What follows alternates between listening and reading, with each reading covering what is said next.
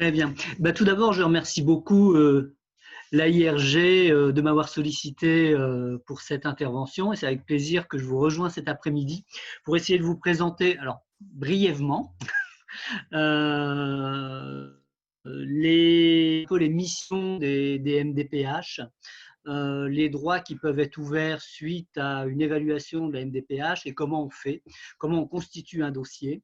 Et puis après, qu'est-ce que devient ce dossier entre les mains des MDPH pendant ces mois où on attend une décision et quelles sont les prestations auxquelles vous pouvez prétendre et comment on les évalue.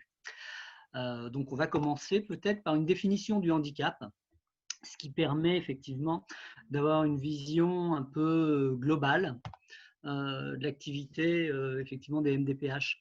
Alors, c'est dans la loi du 11 février 2005 qu'apparaît le handicap, toute limitation d'activité ou restriction de participation à la vie en société subie dans un environnement par une personne en raison d'une altération substantielle, durable ou définitive d'une ou plusieurs fonctions. Et les fonctions sont détaillées, physiques, sensorielles, cognitives ou psychiques, d'un polyhandicap ou d'un trouble de santé invalidant. Donc effectivement, on lit cette question du handicap à une limitation d'activité, mais qui s'inscrit dans une société, dans un environnement. Donc d'emblée, la question de la déficience et la compensation et de l'accessibilité. Donc, c'est deux grands principes dans la loi de 2005, l'accessibilité, c'est-à-dire qu'il appartient dans un premier temps à la société de se rendre accessible à l'ensemble des personnes, y compris les personnes en situation de handicap. Et c'est lorsque cette société elle n'arrive pas à être suffisamment inclusive qu'on parle d'un droit à la compensation, c'est-à-dire que la personne a une possibilité de se voir compenser sa situation de handicap avec des aides spécifiques. Donc, ça pose aussi la question de l'évaluation dans un environnement et de l'évaluation individuelle. C'est-à-dire c'est à chaque fois évalué, je dirais, au cas par cas. Il n'y a pas deux situations similaires et l'évaluation doit être la plus individualisée possible. Alors ça, c'est un des grands défis des MDPH. Comment faire l'évaluation individualisée avec un nombre de demandes qui est extrêmement important. Dans le Val-de-Marne, par exemple, on a plus de 100 000 bénéficiaires, 100 000 personnes qui ouvrent un droit à la MDPH. Donc rapidement sur les missions des MDPH. Donc on parle souvent effectivement d'un guichet unique, que c'est effectivement là que se trouvent un petit peu les réponses aux différentes questions concernant le handicap. Alors c'est à la fois vrai et pas vrai. C'est vrai qu'on a beaucoup de missions, mais il y a certaines choses qui sont vraiment hors du champ de compétences des MDPH, donc on va distinguer les deux. Les missions d'abord, donc qui est effectivement une mission d'accueil, d'écoute et de conseil des personnes et des familles. Ça, c'est vraiment une mission majeure des MDPH, l'accueil, l'écoute et le conseil. Donc pour toutes les MDPH, elles ont une organisation en général avec un accueil physique, c'est-à-dire on peut se rendre directement à la MDPH pour avoir effectivement un nombre de conseils, savoir quels droits on peut avoir, comment on constitue un dossier, quelles sont les pièces obligatoires, où j'ai effectivement des droits ouverts, ça correspond à quoi, etc. Donc il y a cette fonction d'accueil qui se fait soit physiquement, soit toutes les MDPH ont aussi des accueils numériques, soit par mail, soit un site internet de la MDPH avec un certain nombre de conseils, un certain nombre de fiches informations, etc. Souvent, les sites des MDPH ou des conseils départementaux sont assez riches en renseignements, donc il ne faut pas hésiter à aller essayer d'aller chercher de l'information sur les sites dédiés.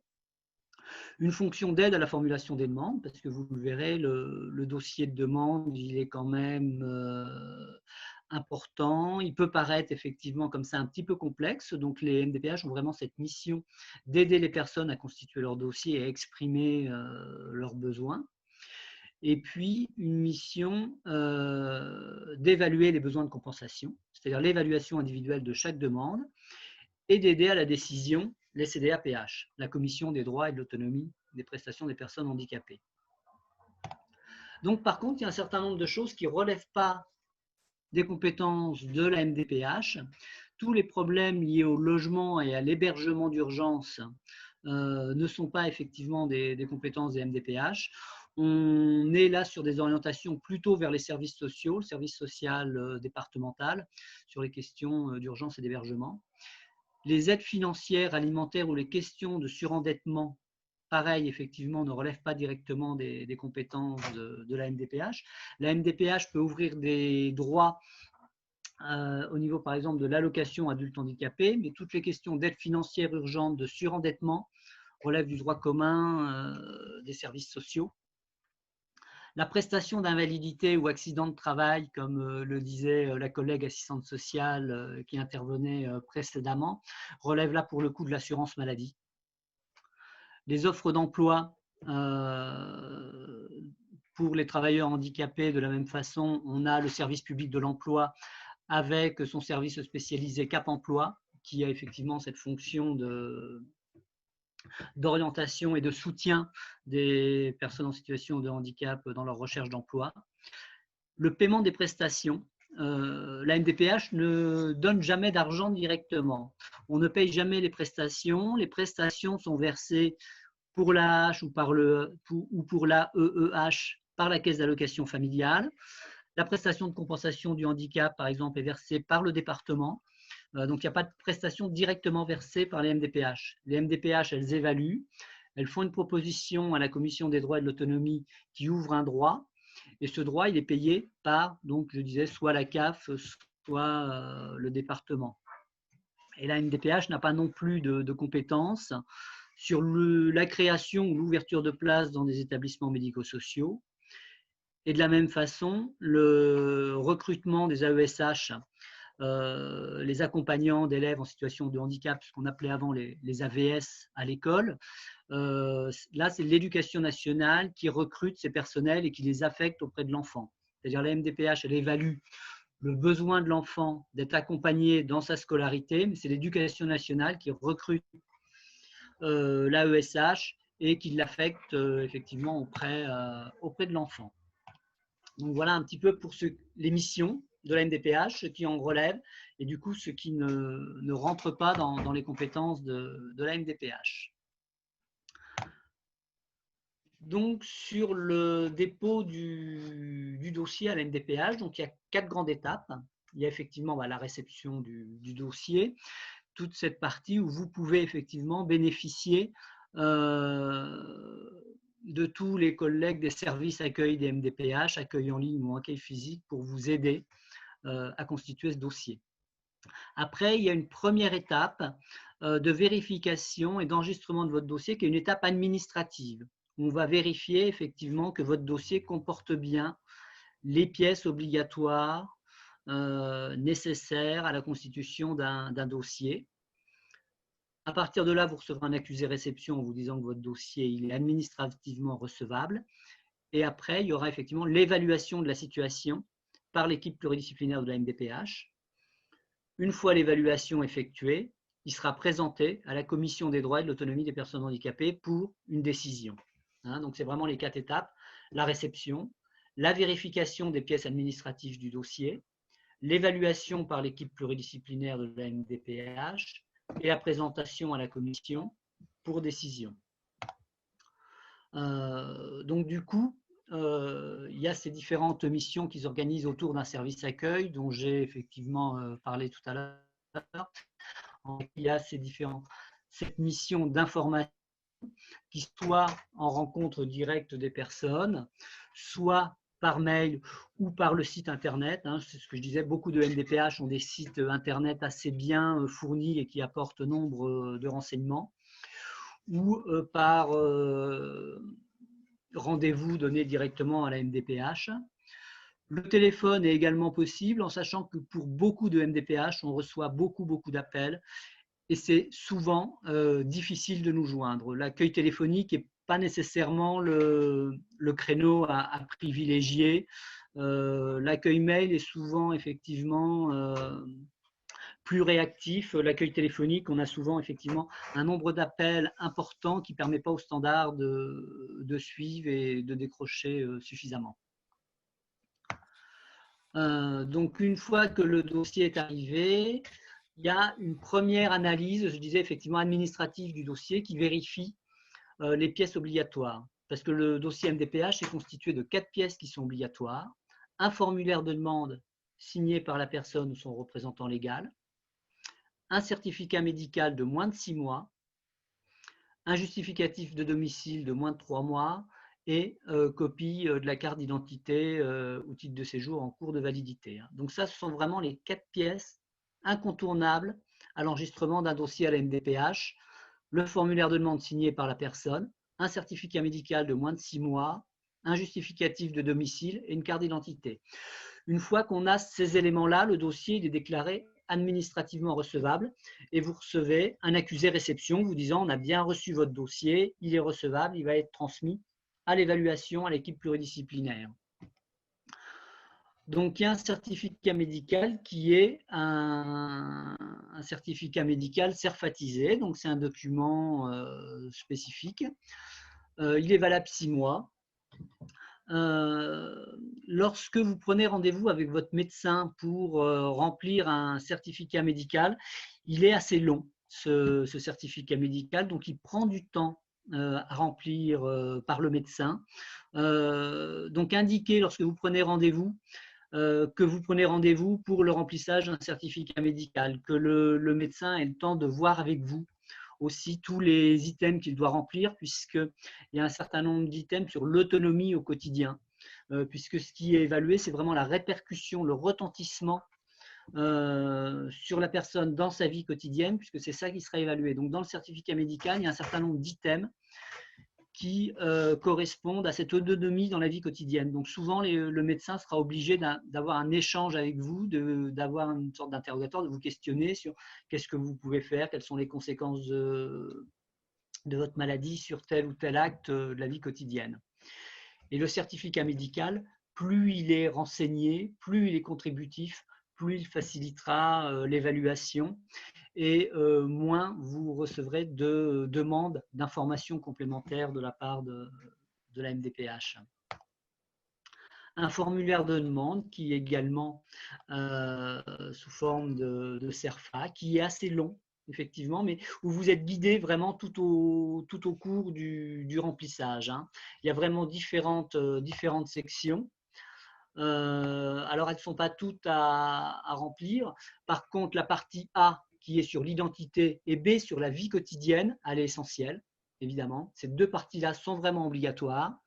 Et puis après, en fonction du type de demande que vous faites, la vie scolaire ou étudiante pour les dossiers effectivement qui concernent des enfants ou des étudiants, elle est essentielle.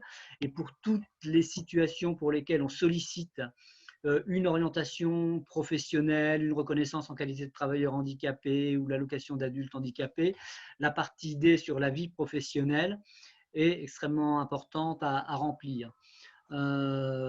L'expression des demandes, vous avez la possibilité soit de cocher vraiment les prestations que vous souhaitez, soit de ne rien cocher en disant voilà, j'ai présenté ma situation et puis la MDPH verra quels sont les droits qu'on peut m'attribuer. Néanmoins, si vous avez une idée des prestations que vous voulez, n'hésitez pas à les cocher. Et puis si vous en avez oublié, ce n'est pas très grave puisque les MDPH ont la possibilité de vous accorder des droits que vous n'avez pas expressément ou explicitement demandé. Ça, c'est une nouveauté depuis 2 ans et demi maintenant, où on peut effectivement accorder des droits qui n'ont pas été explicitement demandés. Et puis, il y a un nouveau volet dans ce certificat, dans ce formulaire de demande qui est l'avis de l'aidant familial, où on peut recueillir effectivement des souhaits concernant l'aidant familial. Donc, formulaire de demande qui est à remplir, je dirais soigneusement, parce que c'est l'expression de vos besoins. Et donc, effectivement, c'est aussi l'équipe pluridisciplinaire s'appuiera beaucoup sur l'expression de vos besoins pour voir effectivement les prestations qui peuvent vous être accordées. Tout ça j'ai dit. Voilà. Les pièces à fournir. Alors, au-delà des pièces obligatoires, tout ce qui est effectivement compte rendu médicaux, compte rendu d'hospitalisation, de bilan, etc., peut être effectivement à fournir, ce qui permet d'avoir une meilleure connaissance des difficultés que vous rencontrez et des compensations dont vous pouvez bénéficier. Lorsque vous avez des comptes rendus d'hospitalisation ou des bilans, n'hésitez pas à les joindre effectivement à votre demande.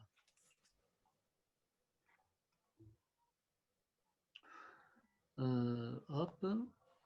Alors, la MDPH, effectivement, ne décide pas des… Alors, l'équipe pluridisciplinaire, peut-être pour revenir rapidement, l'équipe pluridisciplinaire dans les MDPH, elle est composée de médecins, d'infirmiers, de travailleurs sociaux, de psychologues, d'ergothérapeutes pour toutes les questions liées aux aides techniques, aux différents aménagements de logements, de véhicules.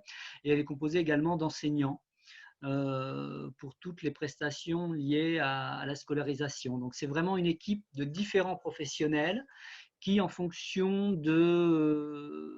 des éléments contenus dans votre dossier, pourront être mobilisés pour l'analyse la plus fine possible.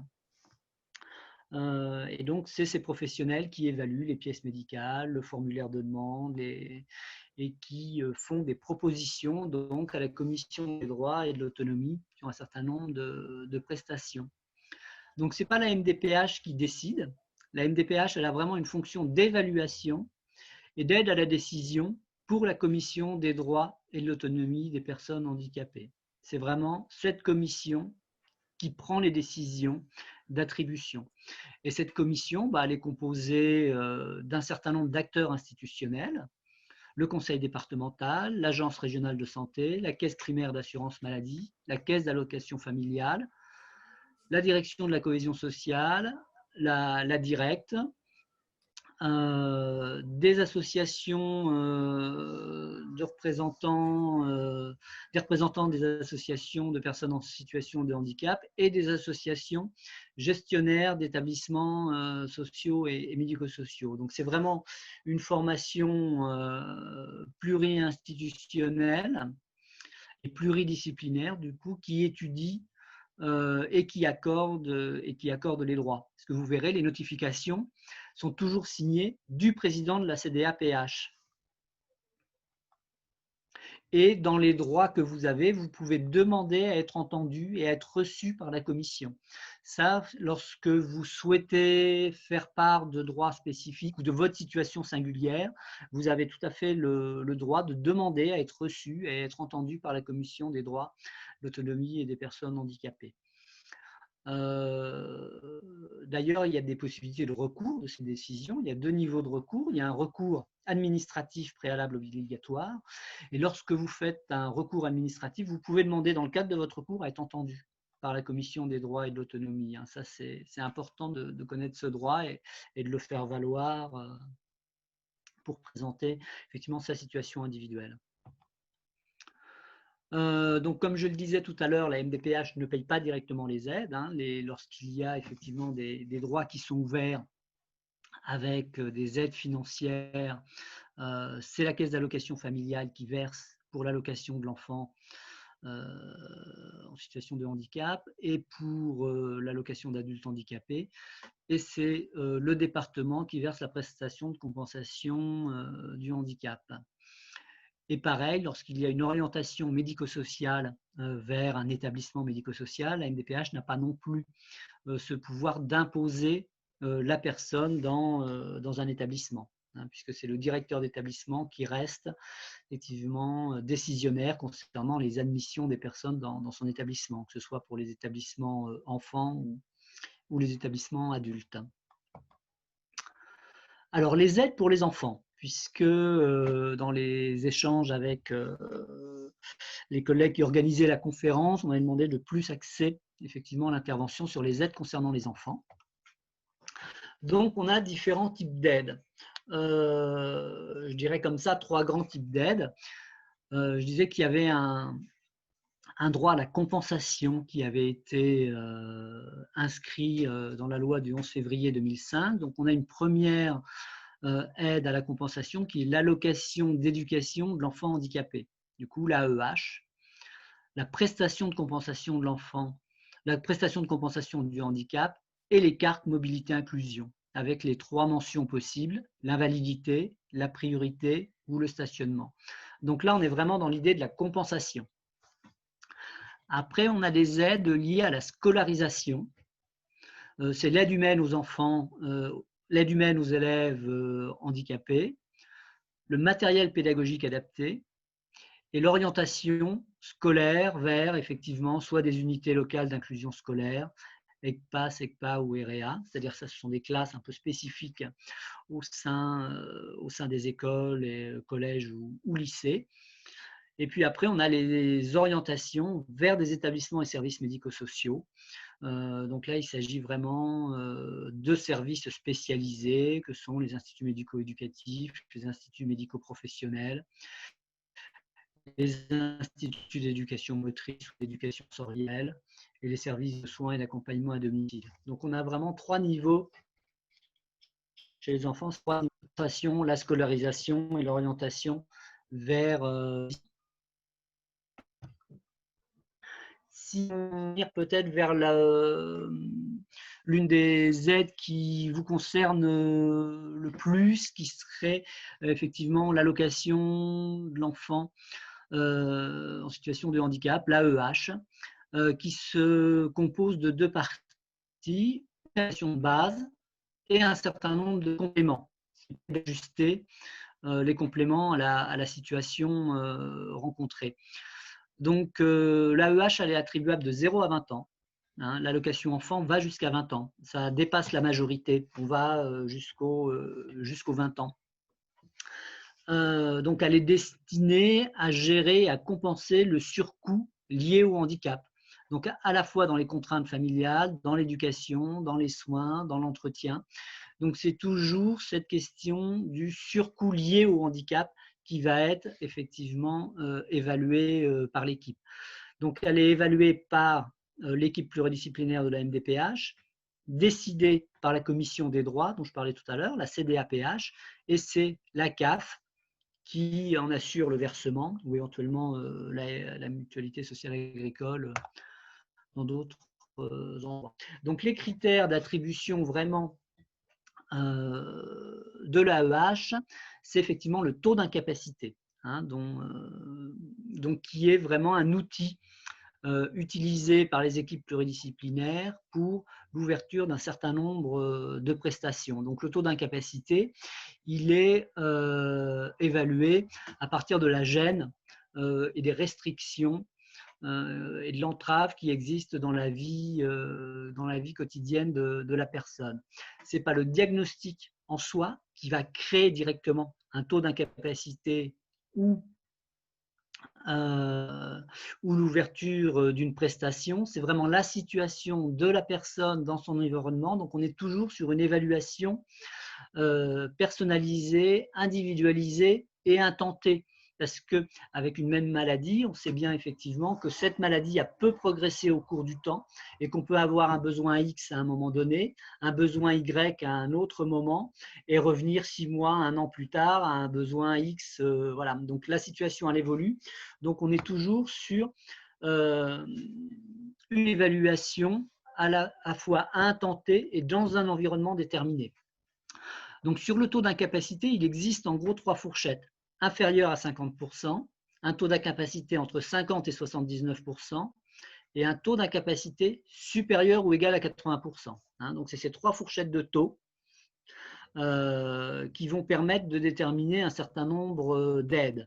Donc, pour déterminer ce taux, il y a un texte qui est tout à fait réglementaire, qui s'appelle le guide barème, et qui est en annexe du Code de l'action sociale et des familles, et qui prend un certain nombre d'exemples précis, pathologie par pathologie, maladie par maladie, en disant, voilà, dans tel cas de figure, on a un taux inférieur à 50, on a un taux entre 50 et 79, ou un taux supérieur à 80. Donc, ça s'appelle le guide barème, et c'est vraiment en annexe du Code de l'action sociale et des familles, donc c'est accessible donc sur Légifrance sans difficulté. L'idée principale, effectivement, l'idée principale du taux d'incapacité, en gros, c'est qu'un taux d'incapacité entre 50 et 79% correspond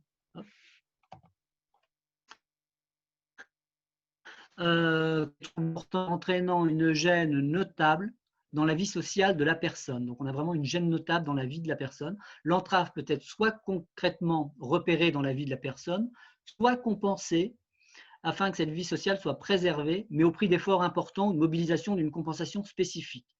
Toutefois, l'autonomie est conservée dans les actes de la vie quotidienne. Donc voilà, un peu la définition d'un taux à 50%, c'est qu'il y a quand même une gêne importante qui entrave la vie sociale, on va dire, ou professionnelle de la personne. Mais on a une autonomie conservée dans la vie quotidienne. Là, on est sur un taux entre 50 et 79%. Et le taux d'incapacité supérieur à 80% correspond à des troubles, on n'est plus sur des troubles importants, on est sur des troubles graves, entraînant une entrave qui là du coup est majeure dans la vie quotidienne. C'est plus uniquement dans la vie sociale, c'est dans la vie quotidienne, on a une entrave majeure de son autonomie individuelle. Donc on a une atteinte de l'autonomie dans les actes de la vie quotidienne. Et cette autonomie individuelle est définie comme l'ensemble des actions que doit mettre en œuvre une personne, mais pouvoir se lever, s'habiller, coordination, etc. Donc on a cette entrave majeure. Et lorsqu'on a cette entrave majeure dans la vie quotidienne, on a besoin soit d'une aide, soit d'une surveillance pour les accomplir. À ce moment-là, on est sur la notion de protocole thérapeutique entraînant des entraves majeures. Et dans le cadre de la dialyse, on est bien effectivement thérapeutique, donc on est sur des taux d'incapacité à 80%.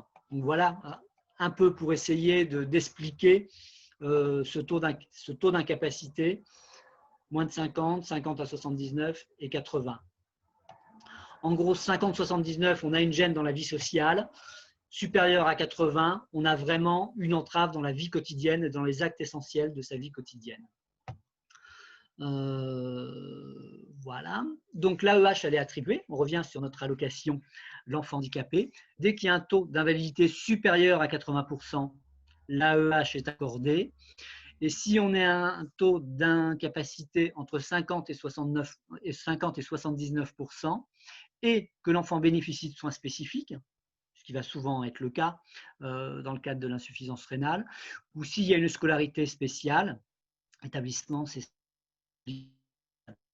à ce moment-là, l'AEH est accordé deux critères pour l'AEH, soit un taux d'incapacité supérieur à 80, soit un taux d'incapacité entre 50 et 79 et des soins spécifiques ou une orientation spécifique en termes de scolarité. Donc deux critères d'attribution de l'allocation d'enfants.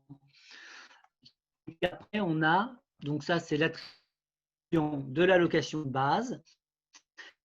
Et après la base, complément d'action venir effectivement en supplément de cette base pour répondre aux besoins qui seraient liés au handicap. On peut avoir un certain nombre de surcoûts qui sont liés au handicap par des prises en charge non prises en charge par la sécurité sociale. Et on peut avoir des surcoûts liés soit à la réduction du temps de travail en activité professionnelle du fait de la situation de handicap de son enfant, ou l'embauche d'une tierce personne pour s'occuper de l'enfant.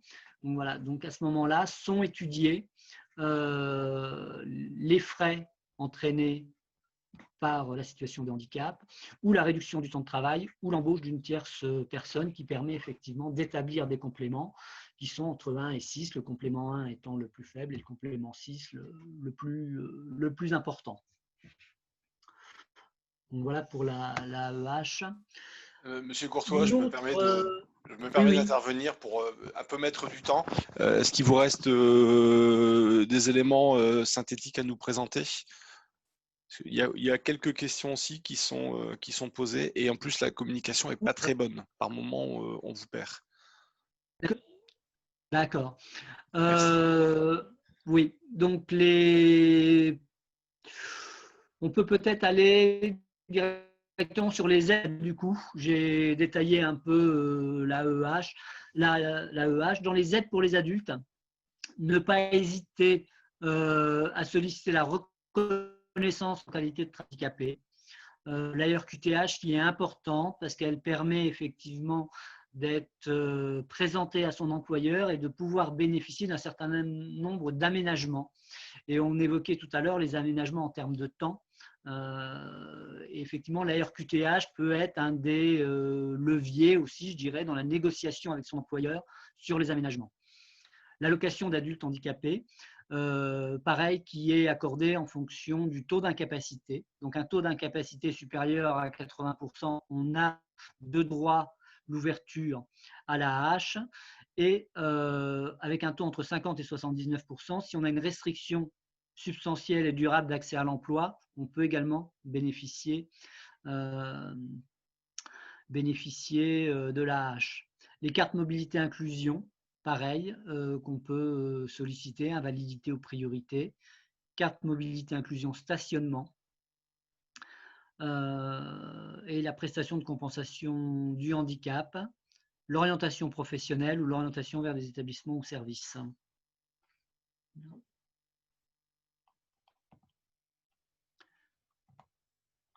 Et peut-être quelques questions ou...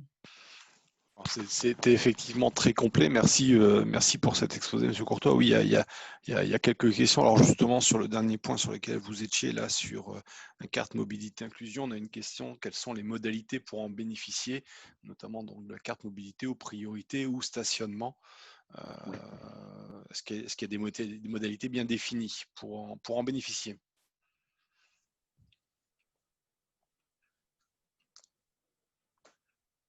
Monsieur Courtois? Oui, droit, oui. Ah, je crois qu'on vous avait perdu quelques instants. Ah oui, oui. Ouais.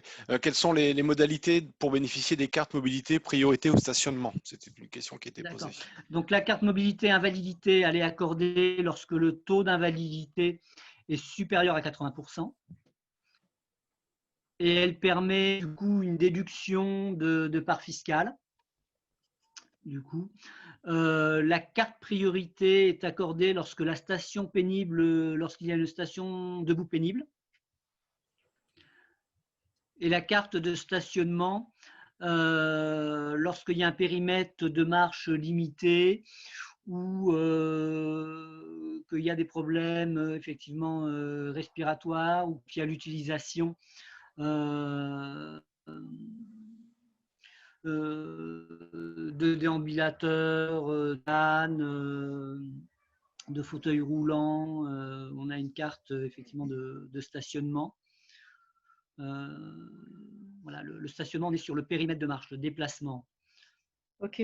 Je vois qu'il y a une question sur un acronyme AHEH, si on peut rappeler ça, et puis on va peut-être passer à l'assurance avec.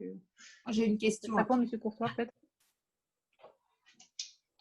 Oui. Alors l'AH, l'allocation d'adultes handicapés, donc et c'est effectivement un minimum de ressources garanties pour les personnes en situation de handicap. L'AH, elle est aujourd'hui d'un montant de 900 €, donc versé mensuellement par la CAF. Donc elle est versée pour les personnes, elle est attribuée pour les personnes qui ont un taux d'incapacité supérieur à 80 automatiquement, et elle peut être attribuée pour les personnes qui ont un taux d'incapacité entre 50 et 79% si elles ont une restriction substantielle et durable d'accès à l'emploi. C'est-à-dire compte tenu de leur type de handicap, soit elles n'arrivent pas à accéder à l'emploi, soit elles n'arrivent pas à se maintenir dans l'emploi. L'AEH, c'est l'allocation d'éducation de l'enfant handicapé, qui elle est versée de 0 à 20 ans. Merci. Je voudrais juste poser une question. Pour les fameuses cartes de stationnement et de mobilité, de déplacement, combien de temps entre le dépôt du dossier et l'obtention de la carte, s'il vous plaît? Ça dépend des régions. Ça dépend des régions. Bon, moi, je vais vous donner un exemple. Pour ma mère qui se déplaçait en déambulateur dialysé, on a mis 6 mois à obtenir cette carte. C'était très compliqué parce qu'il fallait quand même que je la déplace chez les médecins. Enfin bon, elle ne pouvait pas marcher longtemps. J'ai trouvé que c'était quand même un peu abusif au niveau temps. Bon, ben, voilà, c'est un exemple. Hein. Je vois très bien. C'est effectivement tout notre quotidien. Alors, je retrouve pas. Ah oui, je l'avais mis comme slide caché. J'avais une slide sur les critères d'urgence, mais je vais vous la… Effectivement. Les délais, toutes les MDPH reçoivent un nombre extrêmement important de demandes. MDPH du Val-de-Marne, on a à peu près 300 demandes déposées par jour, en moyenne. Donc, effectivement, on a un flux de demandes extrêmement important. Et comme je le disais tout à l'heure, l'enjeu, c'est d'arriver à avoir des évaluations personnalisées, individualisées, avec un si grand nombre de demandes. Ça, c'est vraiment un paradoxe là qui est compliqué. Des circuits les plus courts possibles pour pouvoir mobiliser au sein des MDPH juste le plateau technique nécessaire par type de demande et de pouvoir isoler un certain nombre de situations urgentes parce qu'on a, comme vous le dites, des urgences. Donc, par exemple, à la MDPH du Val-de-Marne, on a essayé de